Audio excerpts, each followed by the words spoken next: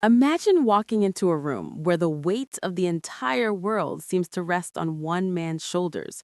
To get there, you have to pass through layers of security so rigorous, even seasoned journalists say they've rarely experienced anything like it. You're in the heart of Kyiv, a city at war, and you're about to sit down with a man who has been targeted for assassination more times than we can count. Volodymyr Zelensky, a man who went from winning the Ukrainian version of Strictly Come Dancing to leading a nation through its darkest hour, is now sending a chilling message to the West. He isn't just talking about a border dispute. He says World War III has already started. In a recent, deeply personal interview with the BBC, Zelensky didn't just talk about weapons and tactics. He talked about justice, the diplomatic mugging he faced from U.S. leaders, and why he refuses to trade land for a hollow peace. Today, we're breaking down the frontline vision for global justice and what it means for the future of the world. The man behind the defiance. It's easy to forget that before the world knew him as a wartime leader, Zelensky was an entertainer. He literally played an unexpected president on a TV comedy before life imitated art. But the man sitting in the government headquarters today is remarkably resilient. When asked about his defiance, Zelensky's message is clear. Ukraine isn't losing, they are fighting for their very existence. But the pressure is mounting. Analysts outside the White House are starting to whisper that Ukraine cannot win without giving something up. Zelensky's response? He asks the interviewer, "Where are you now?" When the answer is Kyiv, he makes his point. They are in the capital of their homeland because they are fighting for independence, and losing is not an option. But what about the reasonable request for a ceasefire? Russia wants Ukraine to hand over 20% of the eastern region of Donetsk, the fortress cities, plus land in the south. To some, it sounds like a price for peace. To Zelensky, it's an abandonment of hundreds of thousands of people who live there. He believes such a withdrawal wouldn't just lose land, it would divide Ukrainian society. The WW3 warning and the Putin psychology. Here is where the conversation gets truly global. Zelensky believes Vladimir Putin has already triggered World War III.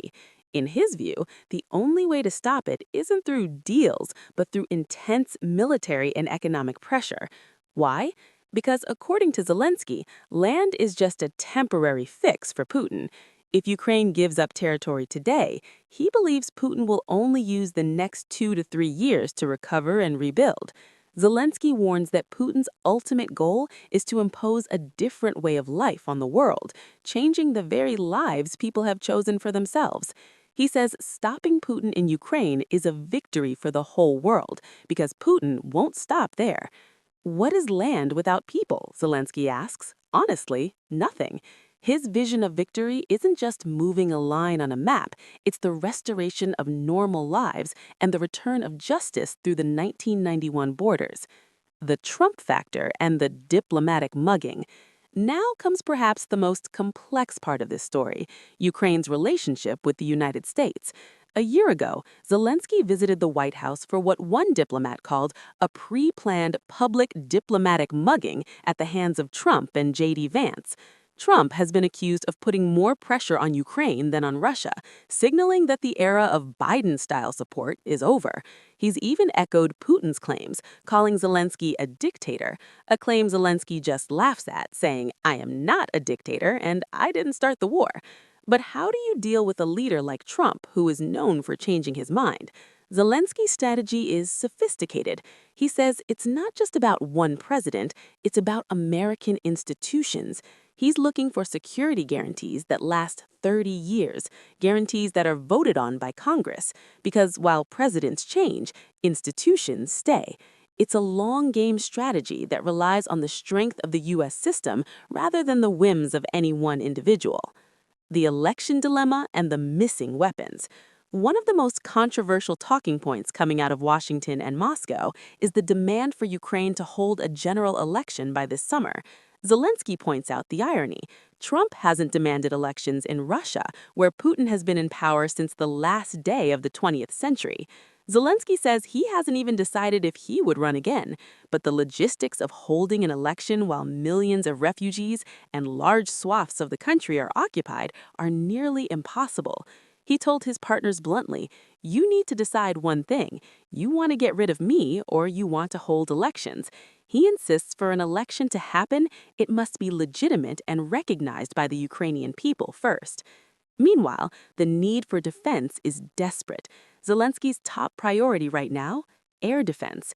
He's asking for licenses to manufacture American weapons like the Patriot system on Ukrainian soil. Despite the constant requests, he says he still doesn't have an answer as to why those licenses haven't been granted. The chess game for success. As the interview ended, Zelensky switched to English to deliver his final thought. He described the war not as a single path, but as parallel tracks. He says, "You are playing chess with a lot of leaders, not with Russia." In his mind, success isn't just one right move, it's a series of parallel steps that lead to one goal: stopping Putin. When asked if Putin will ever end the war, Zelensky's answer was hauntingly simple. He doesn't want to, but doesn't want to doesn't mean he will not. Zelensky remains a man between worlds, a former entertainer playing the ultimate high-stakes game for global justice. Whether his vision for a just victory remains is the biggest question of our time. What do you think? Is Zelensky right that World War III has already begun, or is a territorial compromise